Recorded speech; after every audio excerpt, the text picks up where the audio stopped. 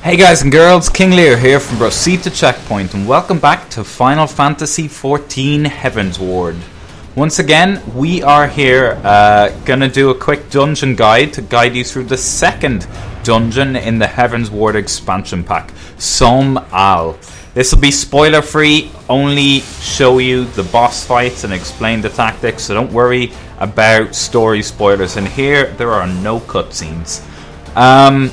I completed this on day 1 or day 2, so here is a quick run through of the tactics for each of the bosses. I'm sure better tactics are going to come out with time. I don't claim to be an expert, but I do claim to have successfully completed this, so if you're struggling, hopefully this can make the difference between you completing and not completing this dungeon so you can move on with the story. Without further ado, let's jump into the bosses and the tactics involved in them. The first boss, the giant plant.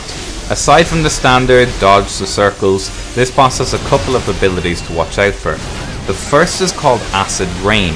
When he finishes casting this, there will be a huge amount of AoE circles appearing. You need to get out of those or you will take acid damage, and if you're standing in a couple of them at a time, which is easy to do based on how they tend to spread out, you can take a lot of damage, so just get out of dodge.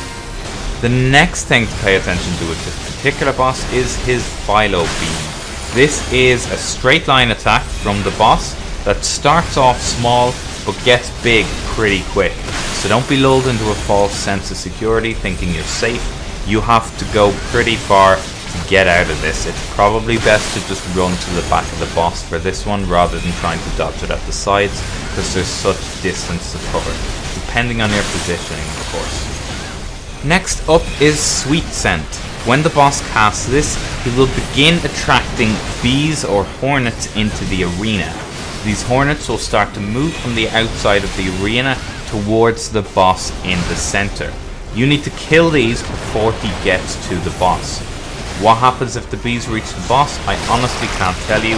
We kill them all, but I imagine it's not good, so you want to take these guys down. The next move to pay attention to with this boss, and the final one that we really paid attention to during this particular fight, is Devour. Sounds exactly like it is, I imagine. No one got caught in this, so I can't again tell you what happens, but getting caught by a skill called Devour is a terrible idea. I don't need to have it happen to tell you that. You can get out of this pretty easily. It's just a circle around the boss, so when he's casting Devour, just get out of there, move back a bit, and then move back in once he's done casting. Very simple.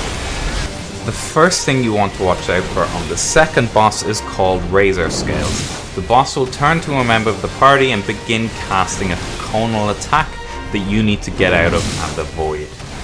Next up is an ability called Primordial Roar. This will damage the whole party. It is an AoE, seems to fill the whole arena. It doesn't seem to be a way to dodge it, so healers just be prepared to heal through this one. Now I'll talk you through the next stage of the fight, and probably the most complicated thing about it. The boss will summon several slimes. There's 2 different types of slimes, so pay attention to this. This phase, there's only small coloured slimes. You want to ignore these, and the boss will jump from slime to slime, devouring them. What he'll do is he'll jump to a slime, eat it, and then he'll jump back to the party, deal damage to them, jump to the next slime, eat it, jump back to the party, and deal damage to them. The technique here is just group up with each other. He'll jump to a slime, he will eat it, and he'll jump back on you.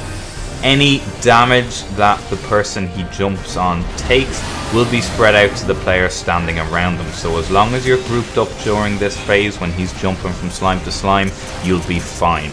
Just group up and hug each other. What you're seeing right now is the second slime group. Smaller slimes and a big green slime.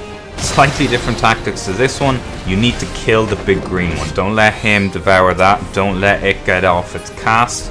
You need to kill that green slime as quickly as possible. That's the final tactic for this fight. I'm leaving this particular section in there because we failed to kill the green slime, and it shows exactly what happened if you fail. We did of course go back a second time and get it down, and we survived and got the boss down. So lesson learned, kill that fucking green slime. The first tactic to be aware of on the final boss is there is an awful lot of AoE to dodge on this. Some of it is just all over the place, straight lines and circles at the same time, much like what you're seeing right now. Just get out of it, dodge it, it's as simple as that. The next thing to be aware of is when the boss casts Comet. When Comet is finished casting, lots of meteors will fall from the sky. Big yellow AoE circle, as usual, get out of it. In addition to this, the boss will put a marker on top of the heads of 2 of the party members. It's a big green marker similar to what we saw on the Kraken fight. These players are about to get a meteor dropped on them, so they need to run right to the edge of the arena and drop the meteor there. The rest of the party and those players, once the green marker disappears and the meteor begins to drop, need to run to the opposite end of the arena to where those meteors are being dropped. You need to get as far away from where they're being dropped as possible, so it's really important that the people with the green targets on their head go to the edge of the arena and everyone else goes to the other edge to try and take as little damage from meteor as possible. Partway through the fight, for us just after the second cast of Comet and the second round of meteors, the boss's wings will glow purple and become vulnerable to damage. At this point you need to focus down his 2 wings. There'll be a lot of AoEs, a lot of comets and things falling on you during this stage. You really need to get those wings down as soon as possible to end this phase, as it's a very dangerous phase of the fight, so just nuke his wings down. One of the things to watch for in this fight is you will get an orange marker on your head. If this happens, run away from the rest of the group because the AoEs are about to drop on you. And that is it for the rest of the fight. There aren't any other mechanics in this fight as far as I know, or that cause us problems that we haven't already seen. So that should just about cover the basic tactics for the 3 bosses in the Sohm dungeon. I wish you the best of luck completing it, guys, and I hope you're enjoying the expansion pack. Hit that subscribe button for some more Final Fantasy content. I do have some more videos coming up, including a guide to the next dungeon, which you get at level 55, I think, tomorrow. So keep an eye out for that. I just have to edit the video and get it ready to go, and that will be out tomorrow night. So do hit subscribe if you want to keep up with the Final Fantasy content. As I fly through Heavensward, I'm going to be rolling out more and more of it. And we also have a Let's Play of Final Fantasy XIV, which just started this week on the channel, where we're going back and playing through the story the whole way from 2.0 up through eventually the Heavensward expansion pack. Drop a like and a comment if you've enjoyed this video. Have a look at the comments on the video to see if I've missed anything that other people have put in the comments to make you aware of. And guys, if I have missed something and you're aware of it, drop it in the comments with the rest of the folks watching the video, because I do miss things from time to time, and at least if it's in the comments, people will be aware of it.